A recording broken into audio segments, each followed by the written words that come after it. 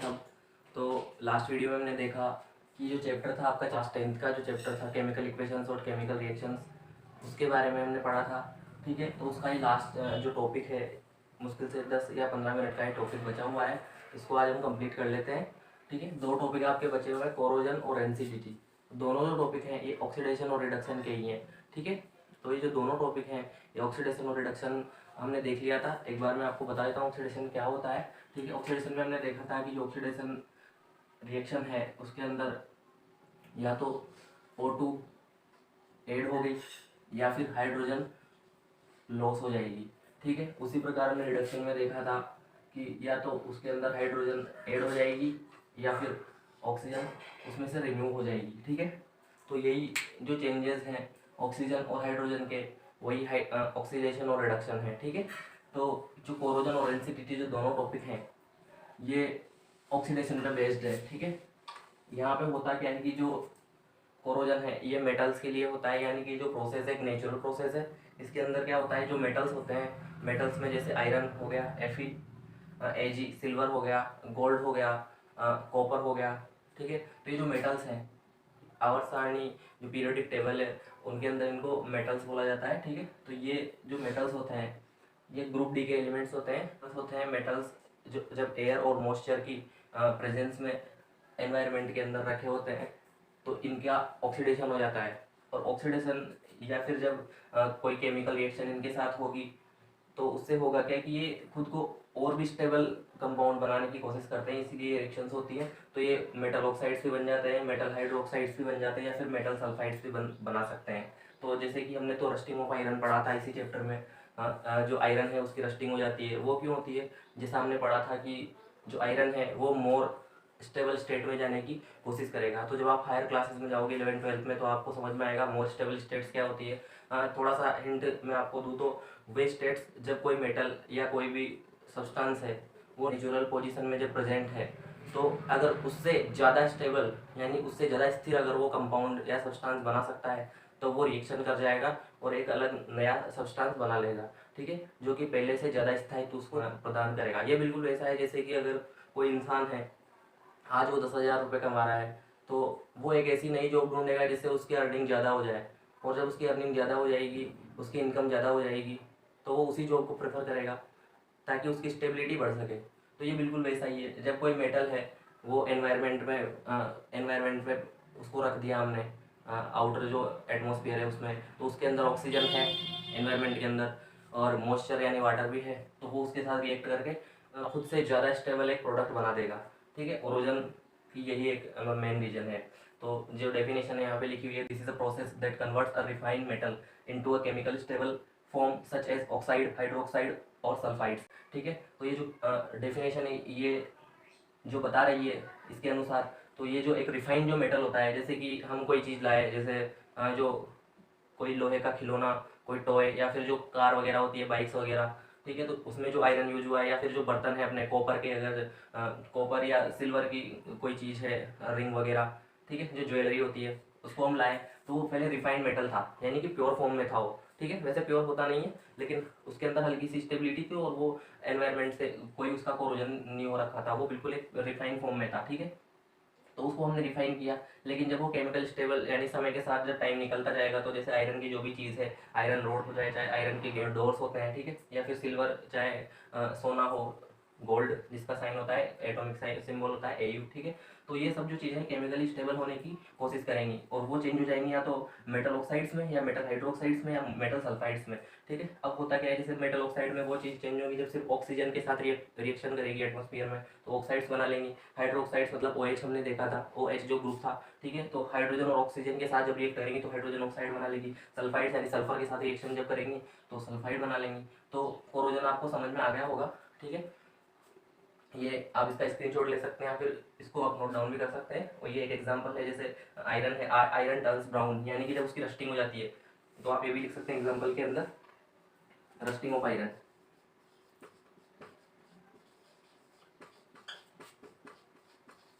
ठीक है, rusting of iron उसकी एक रिएक्शन हम देख लेंगे। अगर ये आपने नोट डाउन कर लिया तो मैं उसकी रिएक्शन आपको यहाँ पे बता देता हूँ। तो रस्टिंग ऑफ आयरन की जो रिएक्शन हमने देखी पहले भी देख चुके हैं, जैसे Fe का कोई प्योर फॉर्म में जब है तो एनवायरनमेंट में अगर जैसे कि ये कोई रोड रखी हुई है तो एनवायरनमेंट में O2 प्लस H2O की जब उपस्थिति में आएगा तो ये बना लेगा Fe2O3, ठीक है, प्लस ये बना लेगा अब इसको स्टेबल हम कर लेंगे पहले, तो ये रस्टिंग हो गई, ठीक है, फेरस ऑक्साइड ये बन गया, सॉरी फेरिक ऑक्साइड ये बन गया, इसकी रस्टिंग होगी, रस्टिंग ऑफ आयरन की एक रिएक्शन है, ठीक है।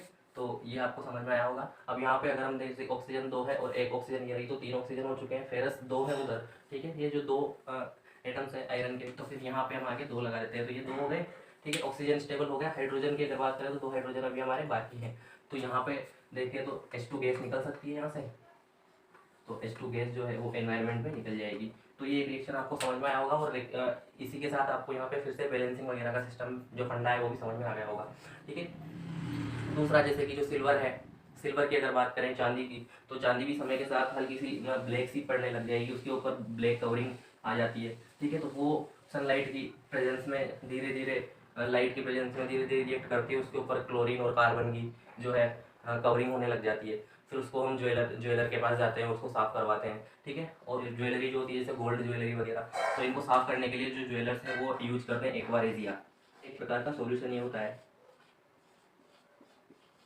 ये होता है एक टाइप का सॉल्यूशन, ठीक है। और ये जो सॉल्यूशन होता है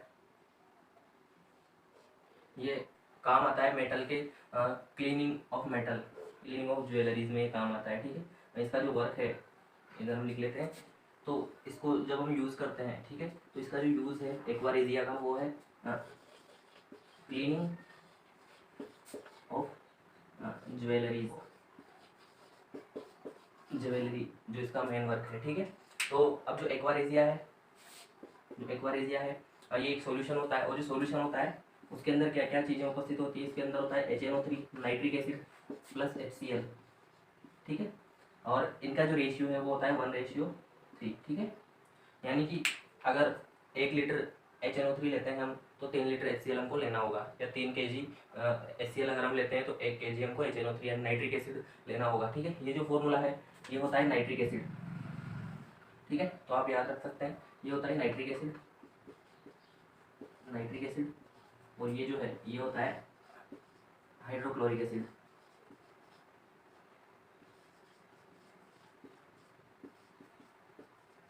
ठीक है।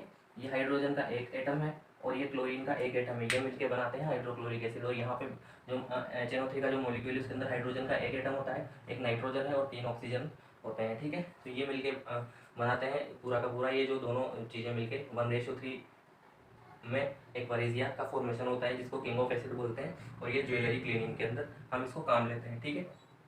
तो आपका जो कोरोजन टॉपिक है ये खत्म हो चुका है। अब जो सेकंड और लास्ट टॉपिक आपके चैप्टर का बचा हुआ है रेंसिडिटी। तो रेंसिडिटी की अगर हम बात करें तो रेंसिडिटी में हमको इतनी सी बात याद रखनी है, जैसे ये मेटल्स का ऑक्सीडेशन हुआ एनवायरनमेंट, ओपन एनवायरनमेंट में, जब मॉइस्चर और ऑक्सीजन की प्रेजेंस में जब मेटल्स का ऑक्सीडेशन हुआ तो उसको बोलते हैं कोरोजन। एक नेचुरल प्रोसेस है, सभी मेटल्स के साथ होती है, ठीक है। और एक जो मेन चीज़ आपको याद रखनी है, जैसे कि किसी भी मेटल का जो कोरोजन होता है, ठीक है, तो कोरोजन से प्रोटेक्शन के लिए हम क्या क्या चीज़ें यूज कर सकते हैं ये तो आपको पता ही होगा। जैसे मेटल्स के ऊपर हम पेंट कर देते हैं, ठीक है। पेंट का तो आपको समझ में आता है कि जैसे आयरन की जितनी भी चीज़ें हैं उसके ऊपर हम पेंट हम उसको उसके ऊपर कर देंगे, ठीक है। या फिर एक ब्राउन सा पेंट हम उसके ऊपर कर देते हैं, इसको बोलते हैं मेटल ऑक्साइड, उसको हम ऑलरेडी उसके ऊपर चढ़ा देते हैं, ताकि अब जब भी जो आउटर एनवायरनमेंट है उसके साथ ऑक्सीजन और मॉइस्चर है डायरेक्ट जो मेटल है उसके कॉन्टेक्ट में नहीं आएगा, और वो जो लेयर है पहले वो ऑक्सीडाइज होगी, ठीक है, वो उसको बचा लेगी। दूसरा जो अब आप अगली क्लासेस हायर क्लासेस में जाएंगे तो आप पढ़ेंगे जैसे कि जो भी कोई मेटल है, जैसे ये है Fe, और लास्ट टाइम हमने क्या पढ़ा था, एक रिएक्शन हमने पढ़ी थी डिस्प्लेसमेंट रिएक्शन नाम से। उस रिएक्शन में हमने देखा था कि जो जैसे कि जब Fe है इसका जब इसकी रिएक्शन CuSO4 के साथ हमने करवाई थी, CuSO4 के साथ, इसके अलावा जिंक की भी हमने रिएक्शन CuSO4 के साथ करवाई थी, तो इन्होंने बना लिया था FeSO4, ठीक है, प्लस Cu को बाहर निकाल लिया था। यहाँ पे जिंक ने भी ऐसा ही किया, जिंक ने खुद का सल्फेट बना लिया और ये कॉपर को फिर से बाहर निकाल दिया। ये है कॉपर सल्फेट, यहाँ पे भी कॉपर सल्फेट, लेकिन जो कॉपर है ये लेस रिएक्टिव है जिंक और फेरस से, यानी कि कम रिएक्टिव है। अब मैंने बताया था कि एक रिएक्टिव सीरीज होती है, ठीक है, उसके आधार पे हम इनको देखते हैं, उस चीज़ के आधार पे हम देखते हैं कि कौन सा जो मेटल है वो ज़्यादा रिएक्टिव है। तो ये चीज़ आपको याद करनी रहती है। ठीक है, मेरी रिएक्टिव सीरीज़ आपको अगर कोई आपके ऐसा चैप्टर आएगा रिएक्टिविटी का तो हम वहाँ पे पढ़ा देंगे, क्योंकि अभी वो आपके ज़्यादा काम की है नहीं। फिर भी अगर आपको वो पढ़ना है तो आप कमेंट सेक्शन में जाके हमें बताइए, उस पर हम वीडियो बना देंगे। ठीक है, तो जैसे फेरस है और जो जिंक है वो कॉपर से ज़्यादा रिएक्टिव है, तो फिर ये जो सॉल्यूशन है, ये जो एक्वा सॉल्यूशन है, अब जब इसके साथ हम डालेंगे आयरन को या फिर जिंक को, तो ये ज़्यादा स्टेबल कंपाउंड, ज़्यादा स्थायित्व बढ़ाने के लिए ये जो सॉल्यूशन है FeSO4 यानी फेरस सल्फेट का सॉल्यूशन बन जाएगा, और यहाँ पे जिंक सल्फेट का सॉल्यूशन बन जाएगा, और कॉपर को बाहर निकाल देंगे। तो एक चीज़ जो मैं मेन चीज़ आपको समझाने जा रहा हूँ यहाँ पे, जैसे कि जो आयरन है अपना, ठीक है, अब ये ज़्यादा रिएक्टिव है, ये मॉइस्चर में ज़्यादा रिएक्टिव है, मतलब एनवायरनमेंट, ओपन एनवायरनमेंट में ज़्यादा रिएक्टिव है।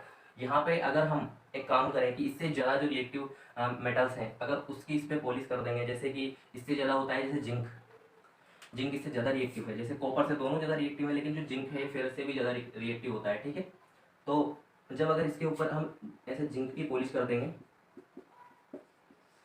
तो होगा क्या कि जब जिंक की पॉलिश कर दी तो ओपन एनवायरनमेंट में आयरन से ज़्यादा फेरस रिएक्टिव है, तो ये आयरन को बचा लेगा और खुद रिएक्ट करता जाएगा, जो आउटर ऑक्सीजन है मॉइस्चर है उसके साथ खुद रिएक्शन करता जाएगा, और ये इसको कुछ भी नहीं होने देगा, जो अपनी आयरन की जो चीज़ है ना मेन, उसको कोई प्रॉब्लम नहीं होगी। तो ये दो चीज़ें हैं जिनसे हम बचा सकते हैं। ठीक है, कोरोजन होने से या ऑक्सीडेशन होने से किसी भी मेटल का। अगला जो टॉपिक NCDT। ठीक है, ये लास्ट जो टॉपिक है आपका NCDT, ये भी ऑक्सीडेशन पे बेस्ड है। इसमें क्या होता है, NCDT की सिंपल सी डेफिनेशन अगर आप समझो तो एक प्रोसेस होती है, it is a process in which the food of fat और अनसेचुरेटेड फैट्स हो सकते हैं, वो चाहे कुछ भी हो सकते हैं। तो इस प्रोसेस के अंदर the process of oxidation of food, हम एक सिंपल सी डेफिनेशन ये लिख सकते हैं। ठीक है, the process of oxidation of oils and fats. ठीक है, इससे क्या होगा, जो अपना फूड मटेरियल है, जो भी खाने की चीज़ें हैं, ठीक है, अगर ज़्यादा समय के लिए अगर कोई फूड को रखते हैं तो उसमें एक आपको पता ही ऑयल्स और फैट्स तो उसमें होते ही हैं, चाहे कोई भी चीज़ हो। ठीक है, इसके अलावा जो और भी प्रोटीन्स होते हैं, कार्बोहाइड्रेट्स होते हैं। ठीक है, लेकिन ऑयल्स और फैट्स जब होंगे, जैसे कि मेनली चीज़ें भी वही ख़राब होती है, जहाँ जैसे नमकीन हो गए, चिप्स हो गए, तो ये जल्दी रेंसिड हो जाते हैं, क्योंकि इनके अंदर ऑयल्स और फैट्स की मात्रा अधिक होती है। तो जब ओपन एनवायरनमेंट में मॉइस्चर में के कॉन्टेक्ट में जब ये आते हैं तो इनका ऑक्सीडेशन हो जाता है आसानी से। ठीक है, और इसी प्रोसेस को बोलते हैं रेंसिडिटी। ठीक है, अब इसी को भी ये आपको आसानी समझ में आ गया होगा, इसमें ज़्यादा कुछ है नहीं। ठीक है, तो होता क्या है कि इसको बचाने के लिए, इसके प्रिवेंशन के लिए, जैसे आपने देखा होगा जब आपने चिप्स वगैरह खाए होंगे कोई से भी, जैसे लेस है और भी कहीं टेढ़ा मेढ़ा जो बिंगो के होते हैं, ठीक है, तो वो है, तो उनमें आपने देखा होगा कि चिप्स तो इतने से निकलेंगे, 5 रुपये के पैकेट में चिप्स 2 रुपये के निकलेंगे और बाकी 3 रुपये की उसमें एयर मिलती है। तो आपने सोचा होगा कि ये एयर किस काम की है, जो वो एयर है वो होती है नाइट्रोजन, N2 गैस होती है वो। ठीक है, ये नाइट्रोजन का जो मोलिक्यूल है ये गैस फॉर्म में। ठीक है, तो एयर जो होती है उसके अंदर भरी होती है नाइट्रोजन गैस, वो जो एयर है वो भरी होती है नाइट्रोजन गैस, क्योंकि नाइट्रोजन गैस जो है एक प्रकार की प्रिजर्वेटिव है, फूड प्रिजर्वेटिव कहलाती है। ठीक है, ये फूड प्रिजर्वेटिव है जो नाइट्रोजन गैस है। ठीक है, तो ये रेंसिडिटी से इसको फूड को बचाएगी, यानी ऑयल्स और फैट्स का जल्दी से ऑक्सीडेशन नहीं होने देगी। ठीक है, तो ये नाइट्रोजन गैस उसके अंदर भरी होती है। इसके अंदर जो पिकल्स होते हैं, अपने अचार होते हैं जिनको पिकल बोलते हैं। ठीक है, तो पिकल्स को बचाने के लिए भी, और इसके अलावा और भी जो फूड प्रिजर्वेटिव की अगर हम बात करें तो सोडियम बेंजोएट, आप एक और नाम याद रख सकते हैं। ठीक है, सोडियम बेंजोएट। ठीक है, ये सोडियम बेंजोएट है, ये भी एक टाइप का फूड प्रिजर्वेटिव है। ठीक है, बेंजोएट होता है। ठीक है, ये भी फूड प्रिजर्वेटिव है। ठीक है, इसको भी फूड प्रिजर्वेटिव यानी कि उसका ऑक्सीडेशन, फूड का ऑक्सीडेशन होने से बचाने के लिए इसका यूज़ किया जाता है। इसका जो फॉर्मूला है C7, अगर याद आ जाए तो ठीक है, वरना कोई जरूरी है नहीं। C7H5NaO2। तो ये जो इसका फॉर्मूला है C7H5NaO2। ठीक है, याद रह जाए तो ठीक है, वरना ऐसी कोई प्रॉब्लम है नहीं। ठीक है, तो ये सोडियम बेंजोएट है हमारा। तो दो फूड प्रिजर्वेटिव हमने पढ़ लिए जो रेंसिडिटी से हमारे फूड को बचाएंगे या ऑक्सीडेशन होने से बचाएंगे। एक तो पढ़ लिया हमने नाइट्रोजन गैस, जो कि चिप्स और इनके पैकेट्स में भरी जाती है। ठीक है, इसके अलावा सोडियम बेंजोएट हमने पढ़ लिया। ठीक है, तो आपका ये वाला जो चैप्टर है, chapter first chemical reactions and equations, ये खत्म हो चुका है। ठीक है, अब इसके अलावा जो सेकंड जो चैप्टर है उसको हम देख लेंगे नेक्स्ट वीडियो में। और इस चैप्टर में अगर कोई भी प्रॉब्लम हो तो कमेंट सेक्शन में बताएं। अगर चीज़ें समझ में आ रही हैं तो आप कमेंट सेक्शन में बताएं, और जो भी क्वेरीज है, जो भी प्रॉब्लम्स है, जो भी कुछ कन्फ्यूजन्स है, वो भी आप हमें बता सकते हैं। चैनल को सब्सक्राइब करिए, बने रहिए हमारे साथ। Thank you.